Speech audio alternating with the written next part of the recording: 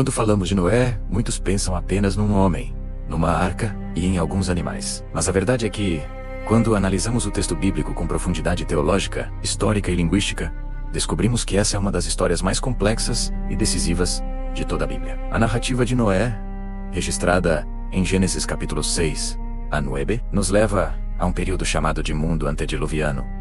O mundo antes do dilúvio. A Bíblia afirma que, naquela época, a terra estava corrompida e cheia de violência. A palavra hebraica original para corrompida é shashá, que significa algo estragado, a ponto de não poder mais ser restaurado. Ou seja, não era apenas um pecado comum, mas uma degradação moral, espiritual e social extrema. E aqui vai uma curiosidade teológica, que poucos comentam.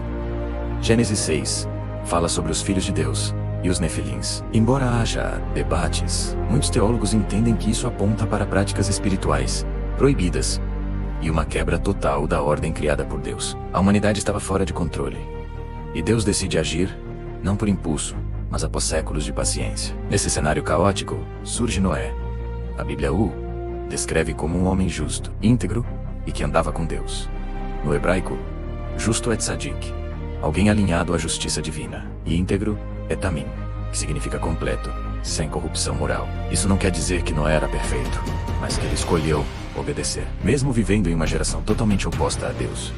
A tradição judaica, inclusive, afirma que Noé não apenas construiu a arca, mas também pregou arrependimento por décadas, sendo ridicularizado por todos. Então, Deus ordena a construção da arca com madeira de gofer, um tipo resistente, hoje desconhecido. As medidas eram impressionantes, cerca de 135 metros de comprimento, 22 de largura e 13 de altura. Era maior que muitos navios de madeira já construídos na história moderna. E aqui vai um detalhe teológico incrível. A arca não tinha leme. Isso significa que Noé não controlava a direção. Deus não o ensinou a navegar, mas sim a confiar. Agora, vamos falar do tempo. Gênesis nos diz que Noé tinha 500 anos quando teve seus filhos e 600 quando veio o dilúvio. Isso indica que a construção da arca durou cerca de 100 anos, talvez até 120. Pense nisso.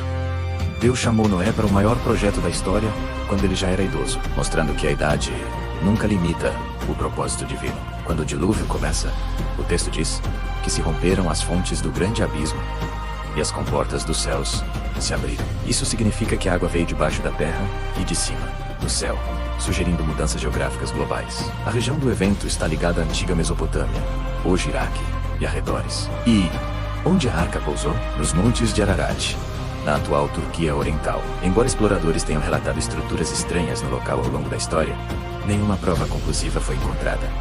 Após o dilúvio, Noé solta um corvo e depois uma pomba. A pomba retorna com uma folha de oliveira que simboliza a vida, restauração e paz. Em seguida, Deus faz uma aliança com Noé e toda a humanidade, estabelecendo o arco-íris como sinal. A palavra hebraica para arco, keshet, é a mesma usada para arco de guerra. Simbolicamente, Deus está pendurando sua arma, prometendo nunca mais destruir a terra com água. Mas a Bíblia não esconde as falhas de Noé.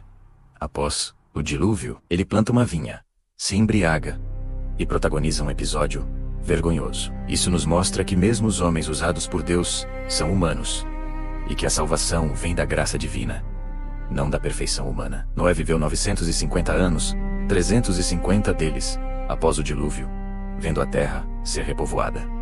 Por que ele viveu tanto? Teólogos apontam uma genética menos degradada e um ambiente mais protegido. Ele viveu mais de 12 vezes a nossa média de vida atual. A história de Noé, portanto, é sobre obediência no caos, perseverança por um século e um Deus que julga, mas também salva e oferece um recomeço. Agora eu quero saber de você.